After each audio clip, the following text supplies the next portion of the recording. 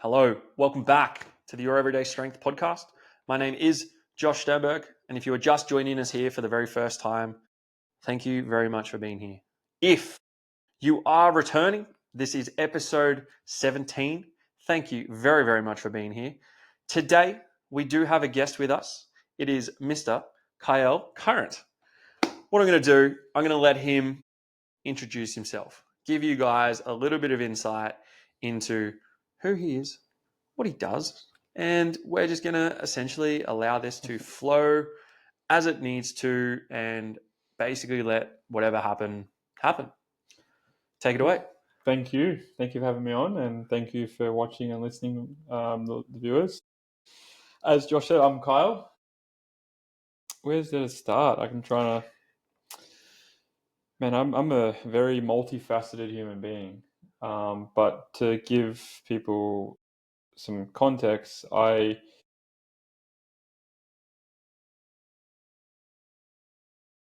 grew up not knowing what the difference between hate and love was. And when you grow up with a disability, muscular dystrophy, all your life, you don't recognize that internal feeling is you created yourself.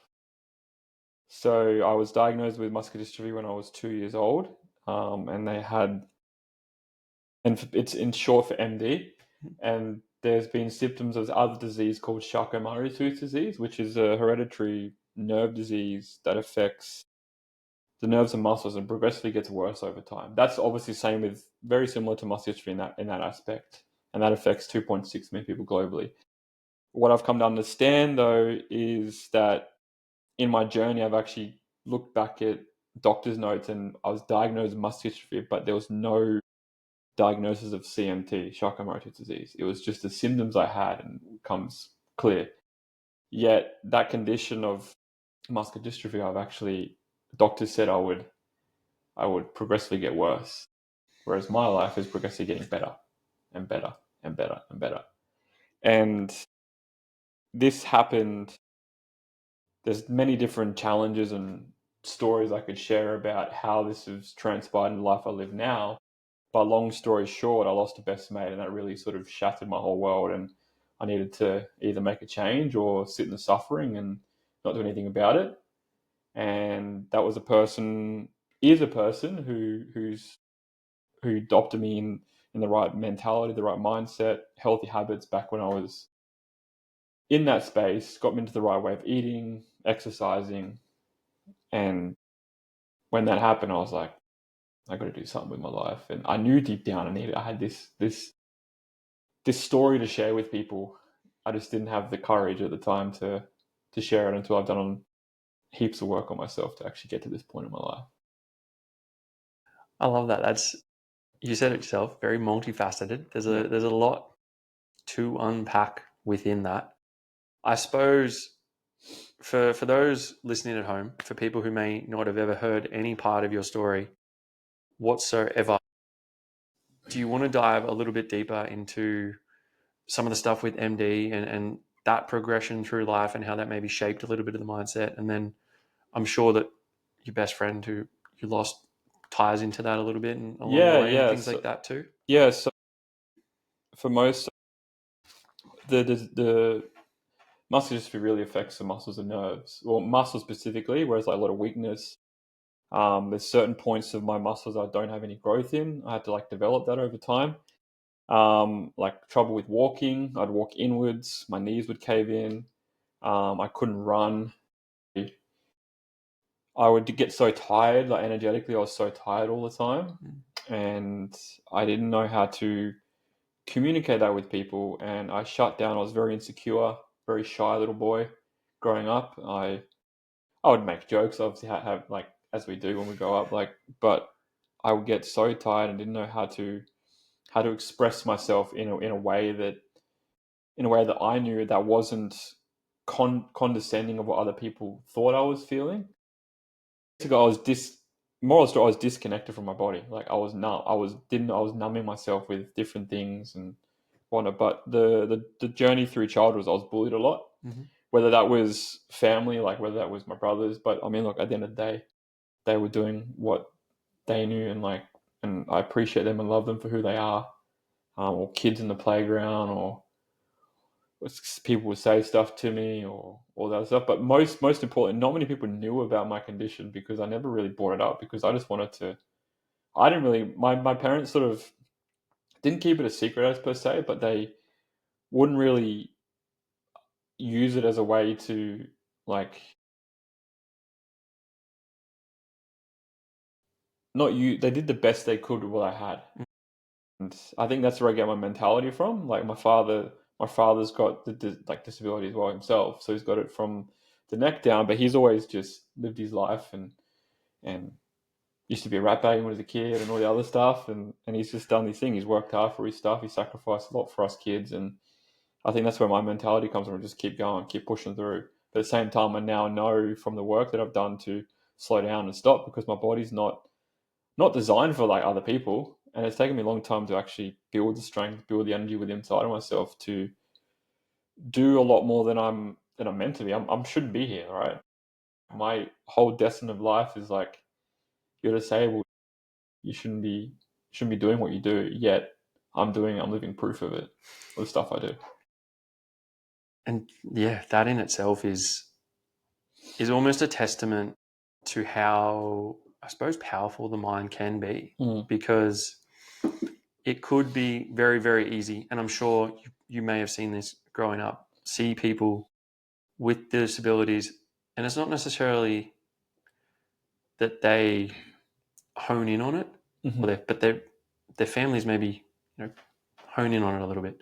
And if you grew up in a household that your dad had the same thing, and you guys kind of just were like, "I will get on with it," and it shouldn't affect you. He can still do all the things he does, and you can still do, like, that in itself, right? It really does go to show that the mind can be so powerful that you didn't necessarily sit and dwell on it, and it wasn't something you told everyone. It wasn't something you used as like almost an excuse not to be able to do life. There was parts of me that I did use it as a way of I'm sympathy, sure that absolutely. and excuses, and like, I mean, I love that part of myself now. Yeah. But it's like, back then I put so much shame on it. Like, I didn't want to express it to someone. Like, I was just so ashamed of having this perceived disability that had really affected me internally, and I didn't know how to communicate that and express that.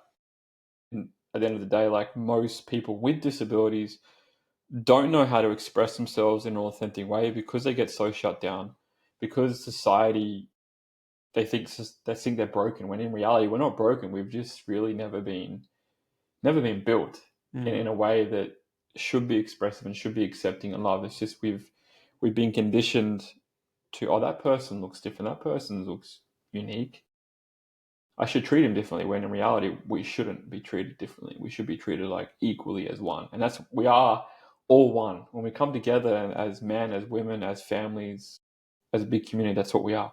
Of course. Oh, absolutely. I agree 1000%. And I can't even lie. I would say I'm probably guilty of, if having seen someone with a disability, maybe feeling a little bit sorry for them in that regard. And like, I guess we're kind of almost ingrained, like that's almost It's a ingrained in conditioning, us, yeah. that like we're conditioned to, Yeah. if that person's different, we have to feel a certain way for them, rather than, like, as you said, right? Like, we're all just one. We're all people. We're all human beings at the end of the day. No matter what we live with, no matter what we deal with, etc. Like, it's all just oneness. And that's the thing. It's like, I've had experiences when I've been around people with disabilities, like just in the vicinity, like groups of people that, like, no one's like without disability, but I've had projections, and I'm like, I couldn't express myself, because I was like, well, this is like, I'm uncomfortable right now, because I haven't been around this environment, because I always try to be around normal people. And it's still sometimes still triggering for me to connect and communicate with people like that, because I see a reflection of myself within them, and I'm like, okay, cool. Where am I? Where's a part of me not accepting that about myself? Yeah. Yeah. I really want to dive in on that specific notion for a second, because this is something I'm very, very much at, I would say, like the bottom stair of the healing journey and the introspective Okay. journey and this journey that I'm on. Mhm.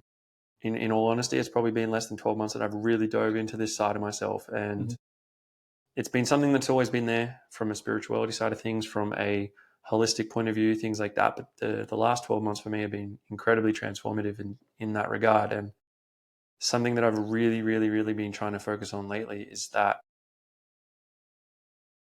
when I feel something internally or I see something externally and I react in a way that is stemming from something internally, and I need to learn to understand like what that is, like what that is telling me, whether that might be quick to judge someone for doing something. And then all of a sudden it's like, am I judging them or am I jealous of them? Or do I want to do that? Or am I like seeing something about myself in them that I don't necessarily like within me? So I'm projecting, oh, well, I don't like that person because of X.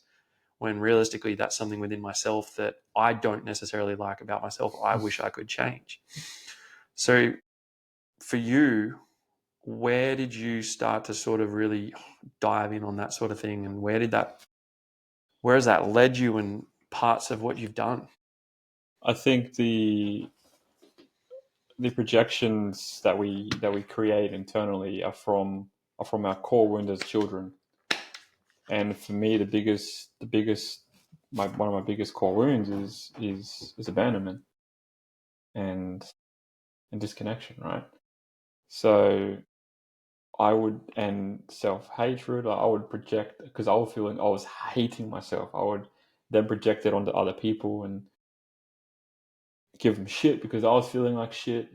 And when you look at individuals and look at someone with disability, for example, and you're like, okay, this person doesn't look right. Okay, well, where am I not accepting and loving that part of myself? So for me, it's been this never-ending journey of self-discovery, of self-mastery, and that's something we never stop as human beings, always here to grow. And that's when I feel like, when I'm feeling, let's say, for example, if I'm feeling triggered by someone, I'm like, okay, cool, stop, breathe into my nervous system. Where did I feel this in my body? And sometimes it's in my feet, in my legs. Okay, cool, I'm triggered by this person because there might be a sense of fear there.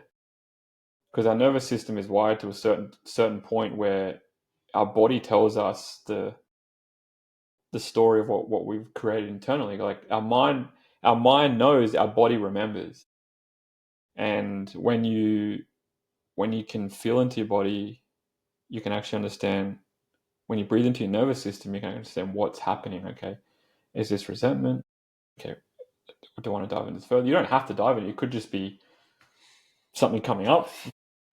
We're in this personal development space where we just want to try and fix things all the time.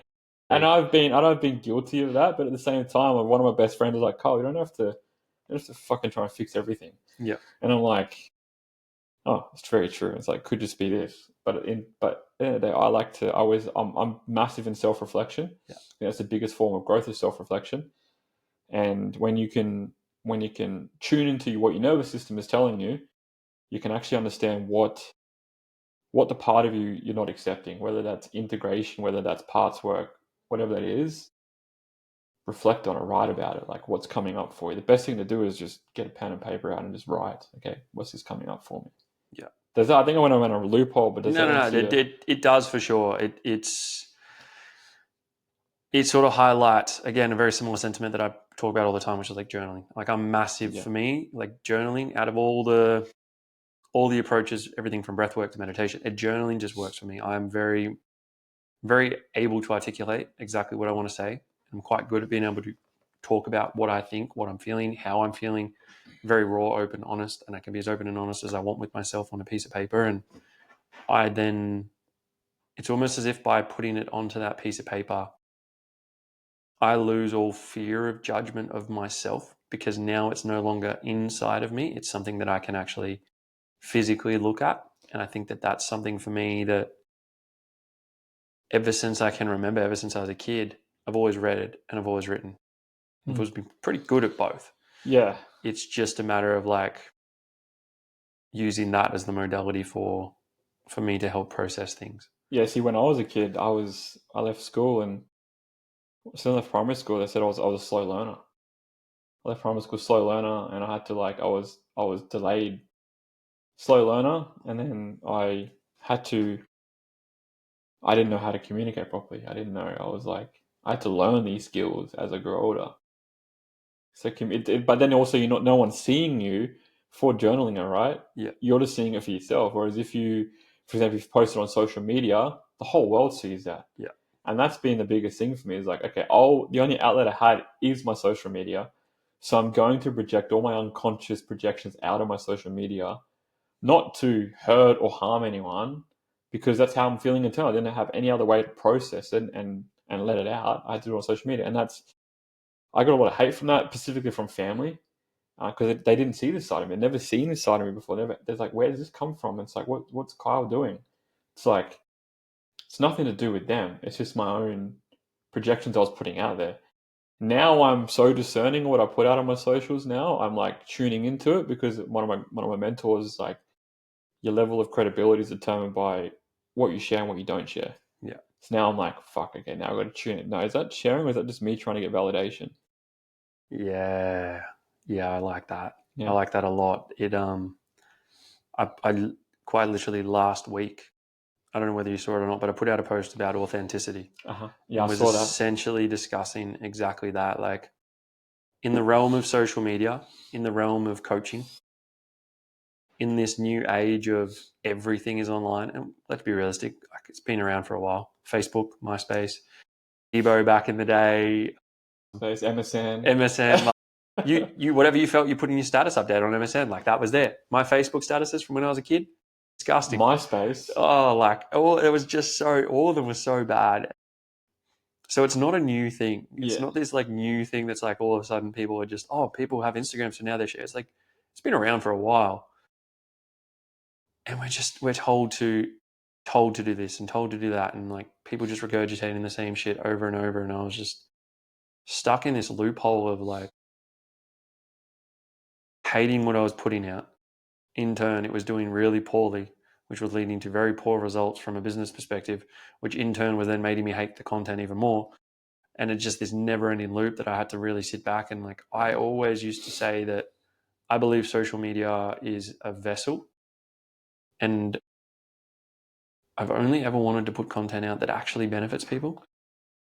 I've only ever wanted to realistically like put things out that help. It was the purpose of this podcast from day one. Was I had to sit with that. I was like, am I doing this because I want validation from the rest of the world? Or am I doing this because I genuinely want to help people? Yeah, well, I didn't see that at the time. See, like I was just so oblivious. I was in my own internal projection, projecting it out, and I didn't see it at the time. And I had friends that were like, put it out there and see if you can hold it. And I'm like, cool, I'll put it out there. But it's like, I wasn't aware of it about myself. So I had to like get feedback from it. But I've always I'm very similar in your aspect. I want to help as many people as I can, but first we've got to help ourselves, right? Yes. And the biggest thing about social media, the internet, is what people see online is a projection of what they perceive you are. When you're authentic and show the realness of who you are, like the human being behind the camera, people are like, oh, that's real. And I'd put very vulnerable posts out there, and that's the stuff that like people would engage in, or inspirational posts, and that's stuff people engage in. Whereas I put my own projections and wondering why the fuck I never. Now I'm getting. I'm like, oh, that makes sense. Yeah. Because I haven't really has sat with. I never sat with. I was just putting that without tuning into my nervous system. Whereas now I'm like, do I need to put that out there, or do I can just leave it internally and let it be on a journal, not journal everything, and put it out there? Yeah. Yeah. That's for me to know. Yeah. I like that. And I guess it comes down to that ability and understanding to differentiate between like what is valuable to others and what is a projection. And that is something that I wish more people did on social media. Not everything needs to be on social media. B, just had a better understanding, because again, as I said, like this is very bottom end of my journey for me, like realistically. Yeah. So you've got a long way to go. I've got a really long way to go, and it's something. It's a fun journey. I'm loving it. This past 12 months for me, as I said, have been incredibly transformative, have torn me apart, ripped open everything possible. And I've just sat there and had to slowly piece the pieces back together. But the more I do it, the more good things happen. The more, Although there's times you're gonna hate. Like there's times there's absolutely. times you're gonna like, fuck, like. Yep. Yeah. But I think that's a natural human being thing, Yeah, right? Like that exactly. is, as you said, a lot of the things that we deal with, project, put out into the world as adults stem from childhood. Yeah. So we need to remember that I'm 29. I'm not sure how. 32. 32. We've been dealing with this for a long time where we've just been sitting there hiding it away. Keeping us abreast. And we probably got really good at masking certain things and putting away shit that we're just like, oh, that doesn't need to go out there. And then all of a sudden it's like it does come out, but we don't necessarily, we can't see that what's coming out is where it's coming from, because 99% of people are just too caught up in just not having an understanding. They just don't understand. They don't seek to understand. They're not. The two biggest things about human behavior, human psychology, and human, I guess, the way humans being should be is like they should be able to be curious and have compassion. If you don't have any of that, well then you're probably stuck. Yeah. Because if the more you're curious, the more you have compassion, the more the world opens up for you.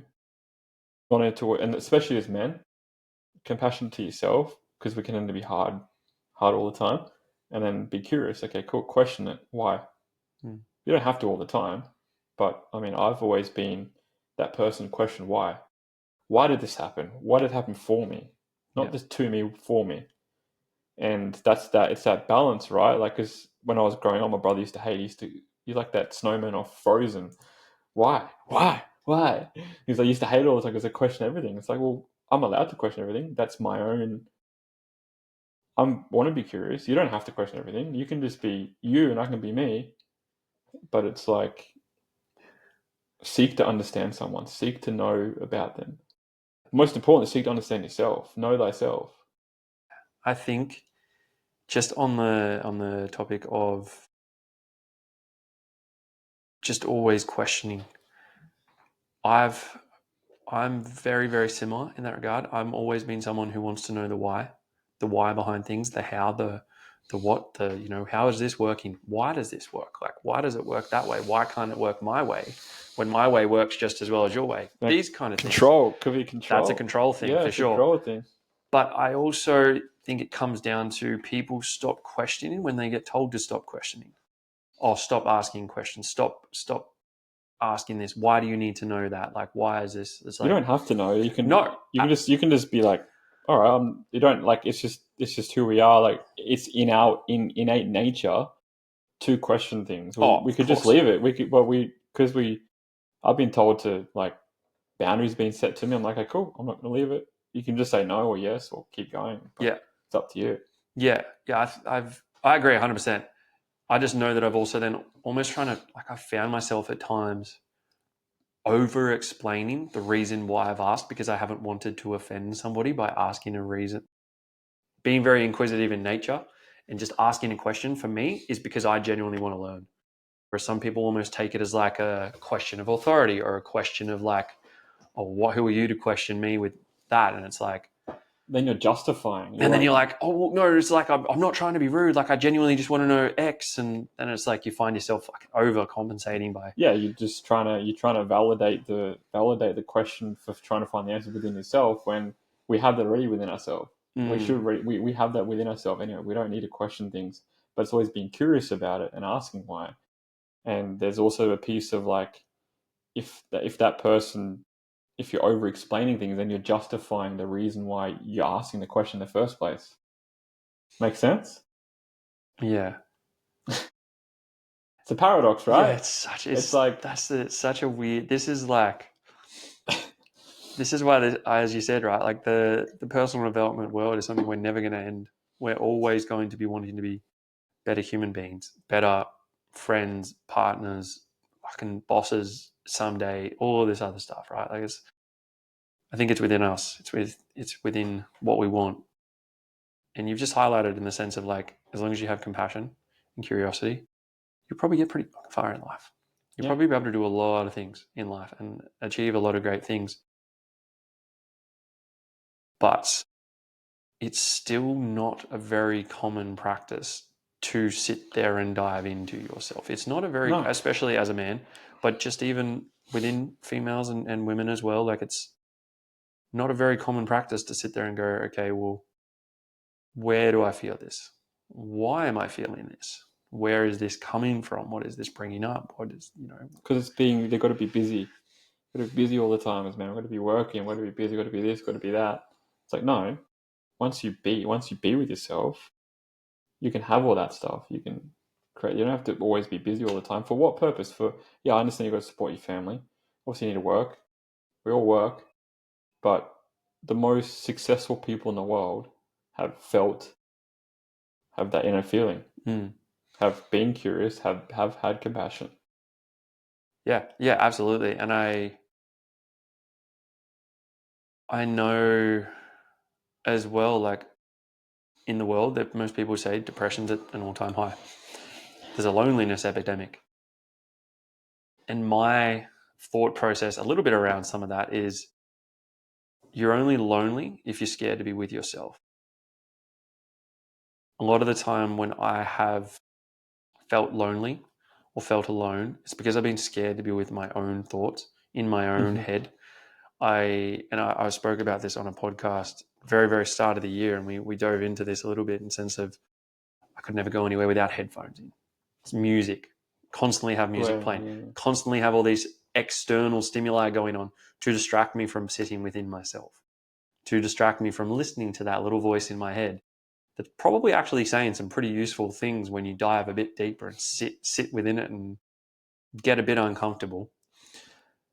With the things you've learned and the sort of the journey you've been on, how have you found that? Have you found similar? Have you found anything? Yeah. When I first, I guess you could say, dived into this personal development journey, to give you some context of where you're at, is like I had to really sit with a lot of thoughts that I hadn't sat with before, and I think I was so afraid of. I mean, like I've been on trips where I've by myself, and like it's been very lonely, and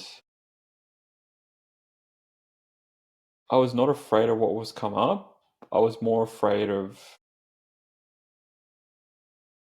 what I'd have to go through, the ramifications of what was coming up. And I had to shift that mentality not using the tools that we get taught when we're in personal development, but I didn't shift. I was constantly trying to shift those thoughts into positive ones, when in reality I was actually avoiding the actual confrontation in my mind and my body of what was coming up for me, or what I needed to feel, what I needed to hear. And I was one of those people as well with headphones all the time and motivational music. I still listen to motivational, inspirational, like podcasts and stuff like that. But it's like I had to constantly listen to that sort of stuff. Now I'm in a position where I love training. I love training in silence. Love running in silence. Love being with myself in silence, because I've really honed in on what I say about myself, and which is also creating my external reality. And most people who either have a disability, or even if you don't, leading cause of depression is obviously it's depression. So it's depressed emotions they haven't expressed before. It's because of the thoughts they say to them, because of the thoughts they say to themselves. Whatever thoughts you have is going to create your external environment. Whatever emotions you're feeling is going to create every decision in your life. That also stems from childhood trauma. It's all your trauma experiences, everything to do with trauma and experiences. And that's creating your reality right now. We have boys running around as men, as they say. One of my good friends, Jacob O'Neill. And it's like, it's very true. And I get it. And sometimes my little boy still runs around, but it's like I can breathe into it and know when he's making a decision, when he's not making decisions. It's like most people are oblivious to that. They're unaware. Yeah, I agree. And within that, how have you found it best to differentiate between a thought that you need to just allow to sit and a thought that you need to try and reframe into something more positive? It's funny because there's two different. So thoughts are just thoughts. Mm-hmm. Thinking creates a suffering. So the more you think about something, the more it creates your internal suffering. Whereas thoughts are just coming. We have like over 80,000 thoughts come through our mind every single day. Coming through from whatever cosmos you want to call it. And how to shift that is just like, okay, that's just a thought. Cool. I have a thought right now about this. Cool. If I think on that thought, I'm going to create my own suffering. So to shift that, you've got to really, journaling is a massive one. Like it's huge. Like let your thoughts out on paper. You're keeping it in, but you're not letting it out. And that's what creates the suffering again. Makes sense? So your thoughts are like running around your head right now. Because I get it. It's always, you said it yourself, like we have so many thoughts running through our heads, and it's only when we really pick one that quickly runs past and we're like, hang on a second, I'm going to grab that one. May not be positive, may not be negative, it just might be a thing. And then all of a sudden, oh, actually, yeah, what if that, people with anxiety and things like that, it's like they're grabbing these thoughts. Oh, I have anxiety. Hone in on it. Well, you've obviously got anxiety because you claimed you had anxiety. Now it's going to create you suffering. I have depression. You have depression, or it's just a word? The moment you say you have something is you've got it. Yeah. That's like me. I mean, I've trained myself to not think I have a disability because I'm like, if the more I think about that, the more I have it. All right.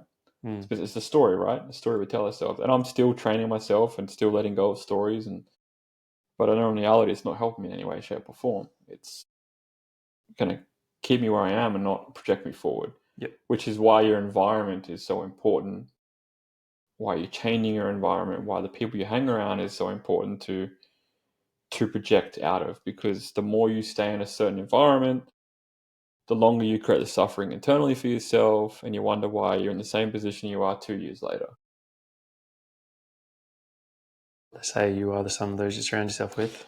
I said it's that. 101 personal development. I'm not going to get it. I could probably have like numerous guests. I think everyone so far has said it. I've said it myself multiple times. The audience now are at a point where they're like, fuck, we've heard you say it. Stop it. And I'm like, I know you've heard me say it, but like, have you really heard me say it? Because have you changed? Have you chosen to change your environment? I think there's some things that still need to be changed.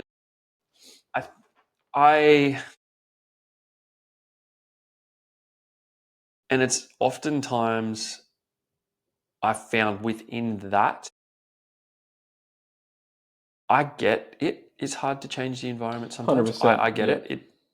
For some people to change their environment, that essentially means losing an identity that they tied themselves to, whether that be a persona that they've played, whether that be maybe someone who they have been at some point in their life. Like, I know myself that I genuinely believe wholeheartedly that people can change.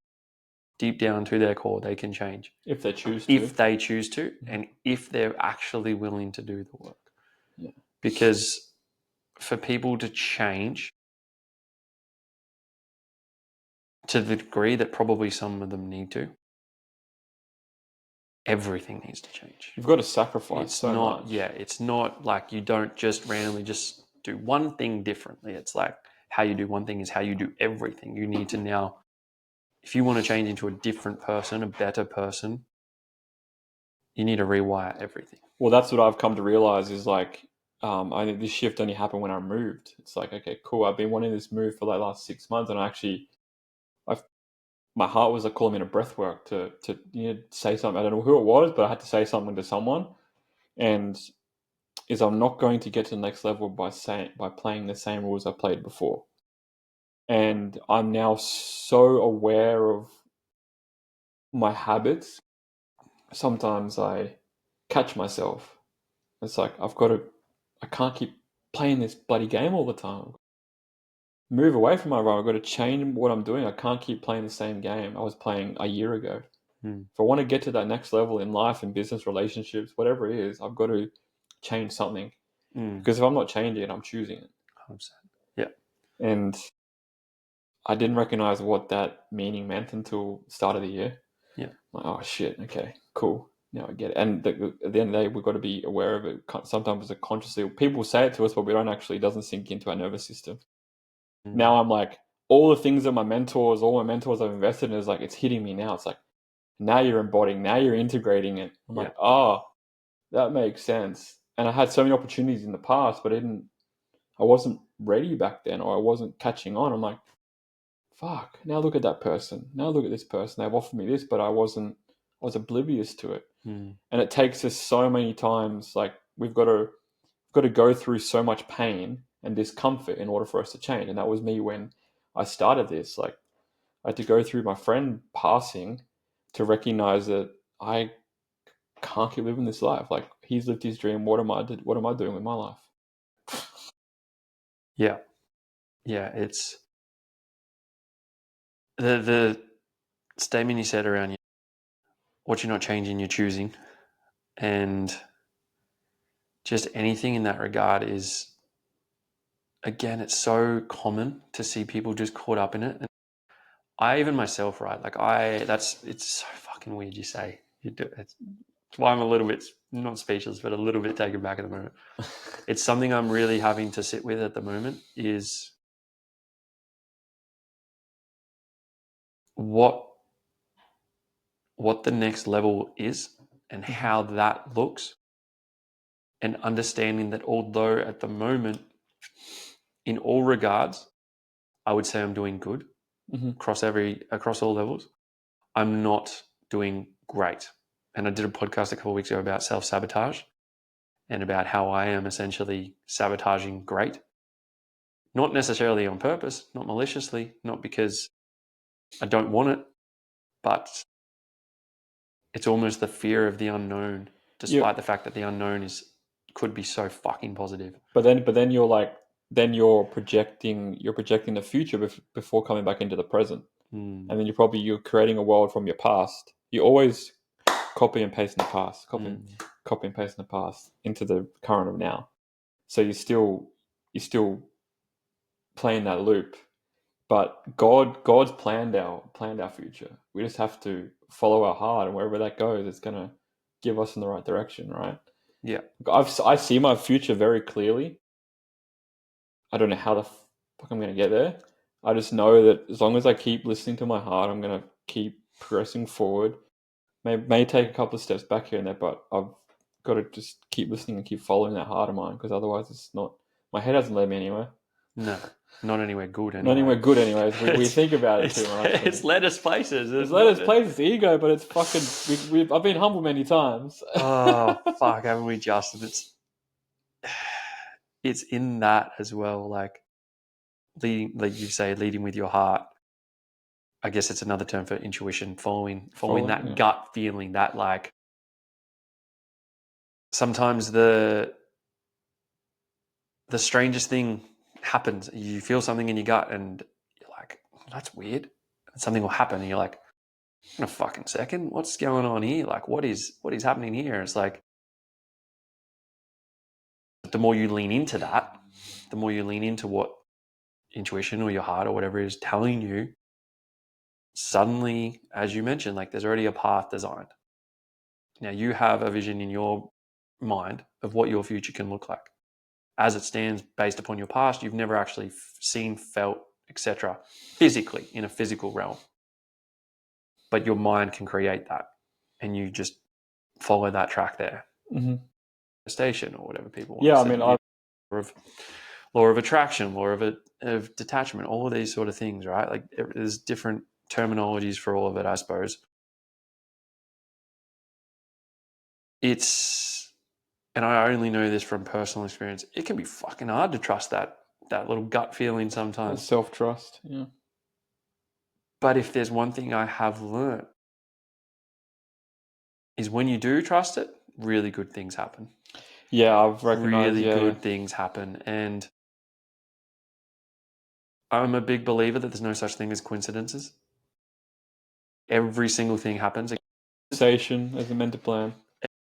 This conversation came yeah. to fruition because Trav mentioned you to me, and then I don't even know if you'd messaged him prior to messaging me, and all of a sudden you'd messaged me and said, "Hey, bro, like." No, I actually messaged him prior. I was like, "Hey, bro, do you know any guys on the coast that do podcasts?" And he's like, "Yeah, sweet." Yep. And he's like, and then I saw you follow me, and I was like, and I messaged, "Is this the guy you're talking about?" He's like, "Yeah, bro." And I was like, "He followed me," and then we started chatting. So that's so funny because he kind of mentioned to me, he's like, "Oh, follow," because there was another guy, Mitch, who I'm having a chat with in a couple of weeks, who reached out to me and said that Trav basically said, Mitch Ryan, Hunter Healing. No, I can't think of his last name now. That's really bad. Yeah, but and then it kind of like I was talking to Trav about it and just saying to him, like we were just having discussions back and forth. And he's like, "Oh, here's another guy. Message Kyle and have a chat with him and all of this." And then you'd message me before I even got a chance to message you, and I was like, "Fuck, that's weird." When Mitch messaged me, I was having a conversation with a client I was at lunch with a client and just saying like, I'm loving the podcast, but I am really struggling to find guests in more of the holistic spiritual realm because I'm just not as connected within that region. I can find coaches, I can find nutritionists, I can find all of this shit pretty easily. And then I walk out of lunch and there's a message from him saying, "Hey bro, like I'd be really interested to get on the potty and have a chat. Here's what I'm about." And I was like, holy shit. Like that's not just a coincidence. It's a soul-led thing that's coming to fruition that is a byproduct of synchronicities, science, the universe, whatever you want to call it. Yeah. Speaking of which, I didn't actually answer your first question of what I do. Oh yeah, hit it. So so one of the gifts I was very grateful for that I experienced was when my mate passed. Is like he gave me the gift of being able to tap into the spiritual world, being able to I see it. But what I do is I help people and business owners, coaches, individuals to process grief, because obviously I've gone through that journey myself, and I use different energies, different to tap into that side of the spiritual world, and then bring it. It's more so the sensation, the feeling, and the thoughts that come through whatever's coming through. I let it come out, and then I also help support people with disabilities, just inspire them to live a better life through my own transformation.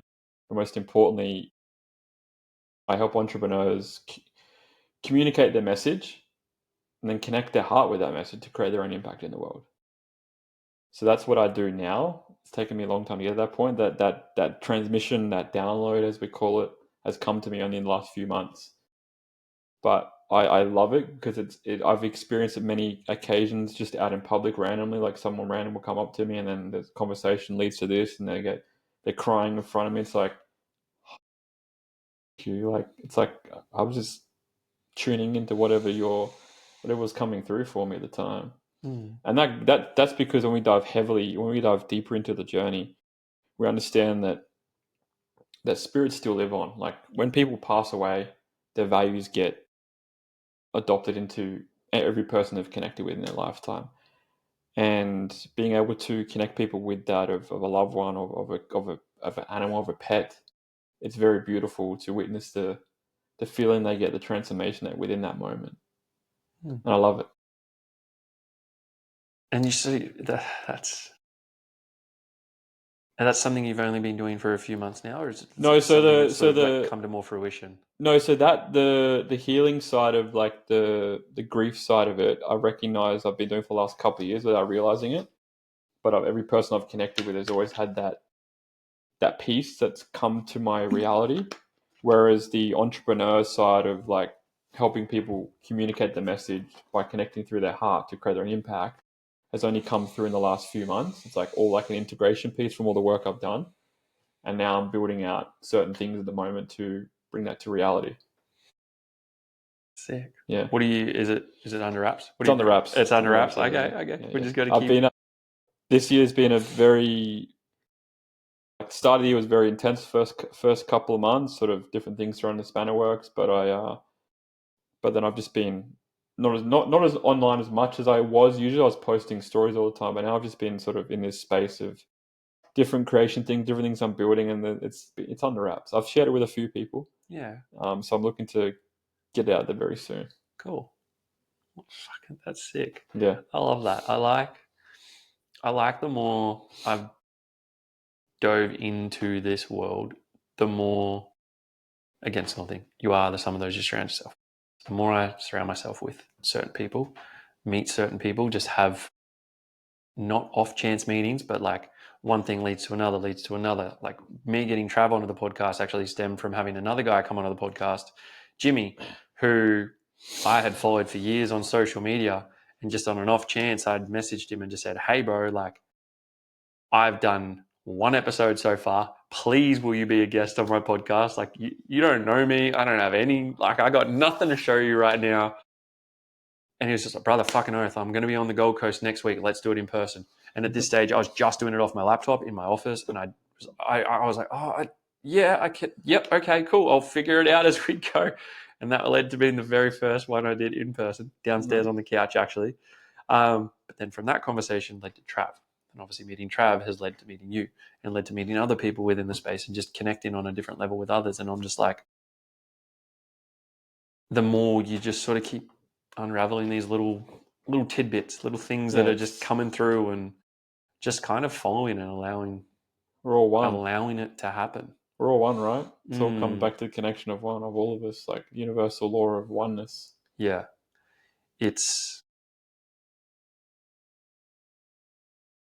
I can see it from both sides of the fence in terms of like people being hesitant about it and people being obviously for it. Because I've been on both sides of the fence. Like I've seen both sides of it. I was very fortunate. I grew up with a mother who was very much like massive with, angel numbers and tarot cards and all of this stuff growing up, like angels everywhere, and always believed in angel numbers and the power of the universe, and just like really taught that belief to us as kids, like that, whatever we really want in life, we can have. I'm not sure how or when, but it'll happen. Like pretty much whatever you want, as long as it's for the greater good of everyone. Yeah. But just not, I think a big thing, and something I think a lot of people can probably take away from this episode, is just maybe not being as closed-minded as they might potentially be. Not even back before, right? We were talking about not wearing headphones. I was closed off to so many connections, so many just little energetic exchanges from people. I would walk past people at the beach and not even look at them, stare through them, just keep walking. Like I would have looked like an angry dude all the time, especially when I was a lot bigger, just storming down the beach with my dog. And now I'm like, same thing, but I'm like, "Hey, good morning," like trying to get a little bit of that energy, and it comes back. Just random comments from people, or you might be walking past and someone you've never seen before will just randomly say good morning and hello, and like just those little exchanges that really go to show that, the more you put out, the more you get back, right? And it comes back to what we were talking about earlier. It's like how you feel about yourself. Yeah. It's like if you feel like back then you probably feel shit, you probably weren't you had this, you were in your own thoughts, whereas now like you're probably in a space where like, okay, cool, I'm gonna have a chat because I feel good about myself right now. I feel good about what I'm doing. Yeah. The same with me. Like I was never used to speak to people. Like I was so insecure, never used to.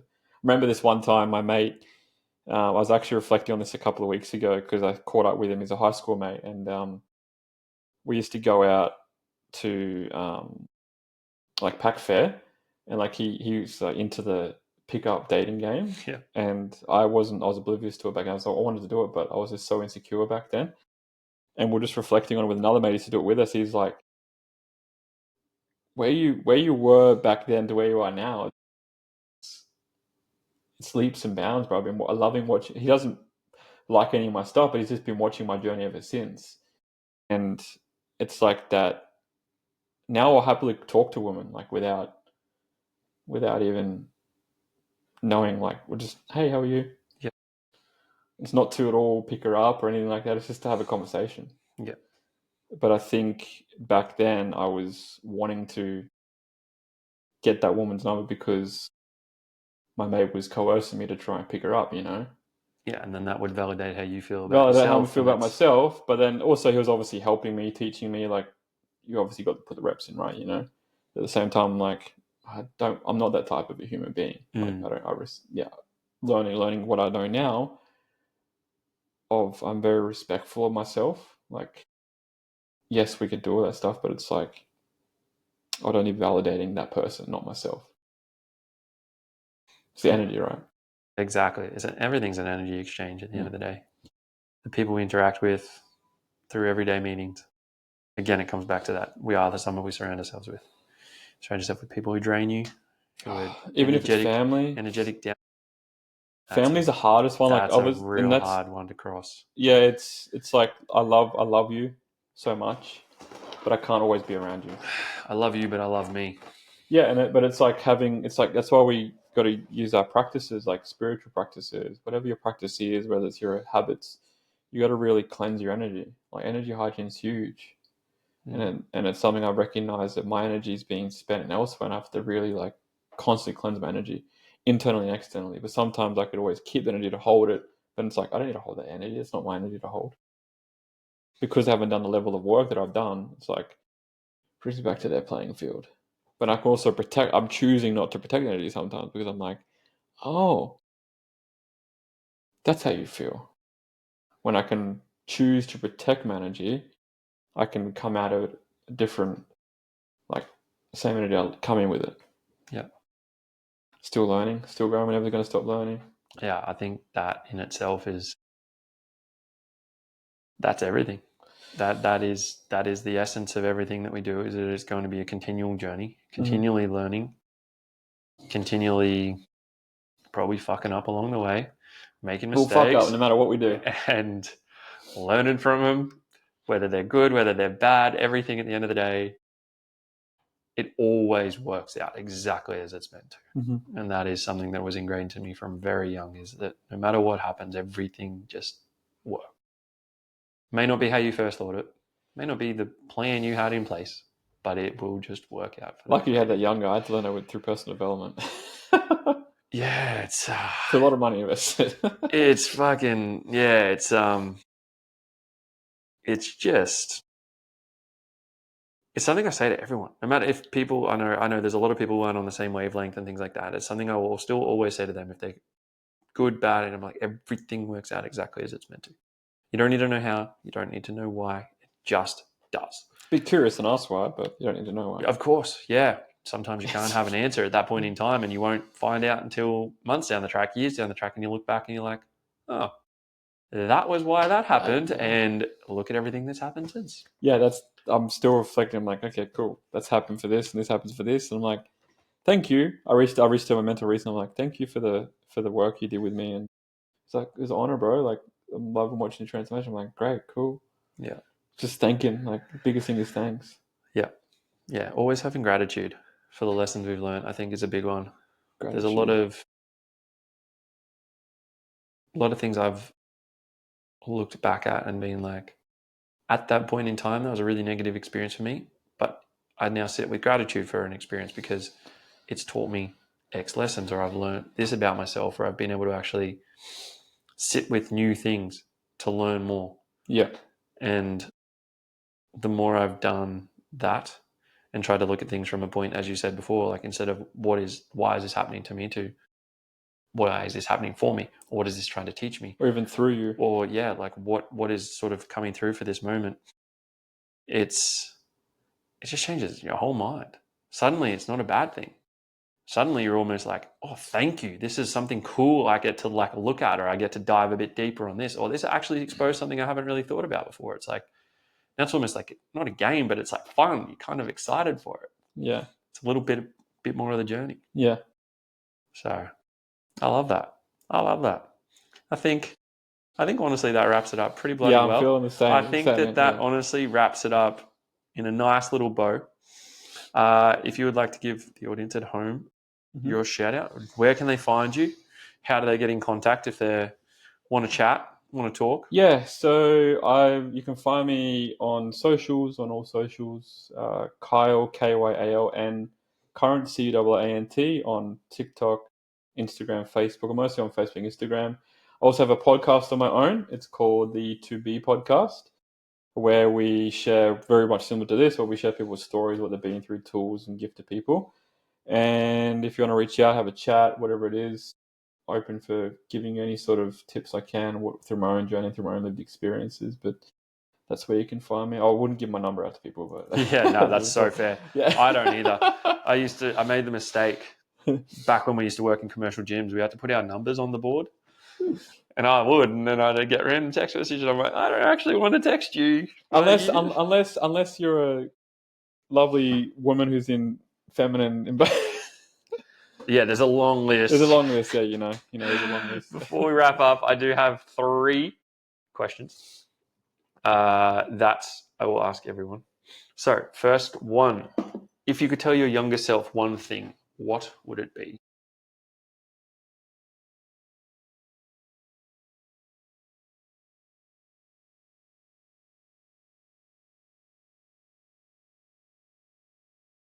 To never give up on my dreams.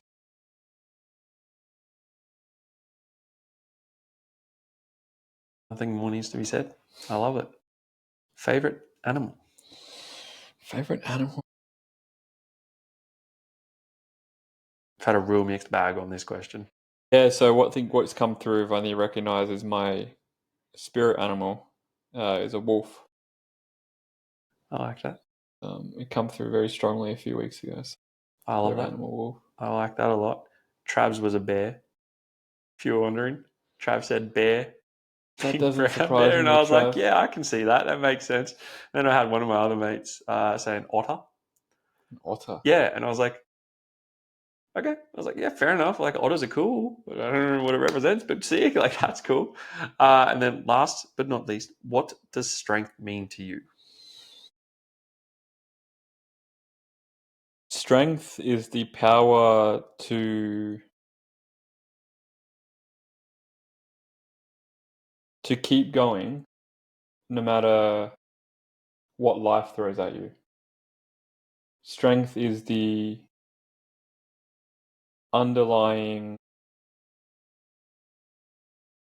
reason to keep going and show up with courage. And strength means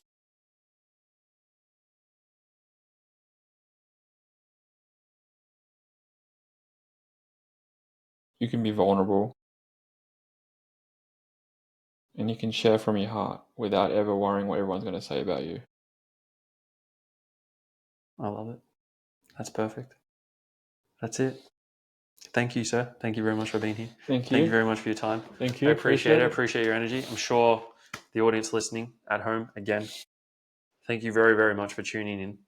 I will put everything in the show notes, so Instagram, etc., so they can find you. Cool. And yeah, once again, if you've tuned in, thank you very much for being here today. I'll speak to you very, very soon.